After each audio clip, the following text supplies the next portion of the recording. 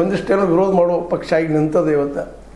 ಹೀಗಾಗಿ ಏನೊಂದು ವ್ಯವಸ್ಥೆ ಐತಿ, ಪಾರ್ಟಿ ಫಂಡ್ಗಳ ಮೂಲಕ ಪಾರ್ಟಿ ನಡೆಸುವಂಥ ಒಂದು ವ್ಯವಸ್ಥೆ ಏನು ಬೆಳೆದೈತಿ. ಅದು ಪಾರ್ಟಿ ಫಂಡ್ ಯಾರು ಕೊಡ್ತಾರೆ? ಕಾರ್ಪೊರೇಟ್ರವರು, ಬಂಡವಾಳಶಾಹಿಗಳು, ವ್ಯಾಪಾರಸ್ಥರು ಇಂಥ ಜನ ಫಂಡ್ ಕೊಡ್ತಾ ಇರ್ತಾರೆ. ಯಾಕಂದ್ರೆ ತಮಗೆ ಅನುಕೂಲ ಆಗಲಿ ಅಂತೇಳಿ.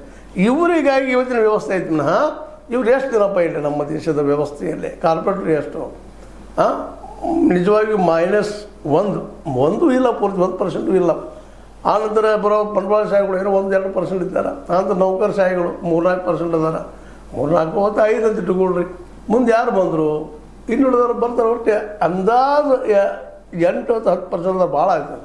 ಅಷ್ಟು ಜನರಿಗಾಗಿ ಈ ವ್ಯವಸ್ಥೆ ಇವತ್ತದ. ಅವರು ಅನುಕೂಲಸ್ಥರಾಗಿದ್ದಾರೆ. ಇವತ್ತು ಅವರಿಗಾಗಿ ಇವತ್ತು ರೋಡ್ ಆಗ್ತಾಯಿದ್ದಾವೆ, ಮತ್ತೇನೂ ಆಗ್ತದೆ. ಅದ್ರ ಉಪಯೋಗ ಅವ್ರಿಗೆ ಆಗ್ಲಿಕ್ಕೆ ಮತ್ತು ಹೀಗಾಗಿ ರಾಜಕಾರಣಿಗಳಾಗಿರ್ಬೋದು, ಇಲ್ಲಿ ಅಧಿಕಾರಶಾಹಿಗಳಾಗಿರ್ಬೋದು, ಈ ಟೋಟಲ್ ಜನರ ಒಂದು ಏನು ನಾವು ಟ್ಯಾಕ್ಸ್ ಕಲೆಕ್ಷನ್ ಮಾಡ್ತೀವಿ, ಆ ಟ್ಯಾಕ್ಸ್ದಲ್ಲಿ ಮ್ಯಾಕ್ಸಿಮಮ್ ನಾವು ಏನು ಮಾಡ್ತಾಯಿದ್ದೀವಿ ಖರ್ಚು ಅಂದರೆ ರೋಡ್ಗಳಿಗೆ ಮತ್ತು ಅದಕ್ಕೂ ಕಾಂಟ್ರಾಕ್ಟ್ಗೂ ನಾವು ಖರ್ಚು ಮಾಡ್ತಾಯಿದ್ದೀವಿ.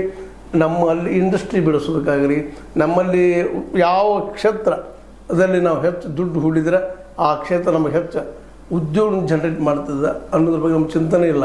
ನಮ್ಮ ಚಿಂತನೆ ಏನಪ್ಪ ಅಂದ್ರೆ ಬಂದು ದುಡ್ಡನ್ನು ನಾವು ಡೆವಲಪ್ಮೆಂಟ್ ಹೆಸರಲ್ಲೇ ರೋಡು, ಗಟ್ರು ಮತ್ತೇನು ತಯಾರು ಮಾಡುವಲ್ಲ, ಇನ್ನೂ ತಯಾರು ಮಾಡಲ್ಲೇ ನಾವು ವೆಚ್ಚ ಮಾಡ್ತಾಯಿದ್ದೀವಿ. ಅಡ್ಮಿನಿಸ್ಟ್ರೇಷನ್ ದುಡ್ಡನ್ನು ಖರ್ಚು ಮಾಡ್ತಾಯಿದ್ದೀವಿ.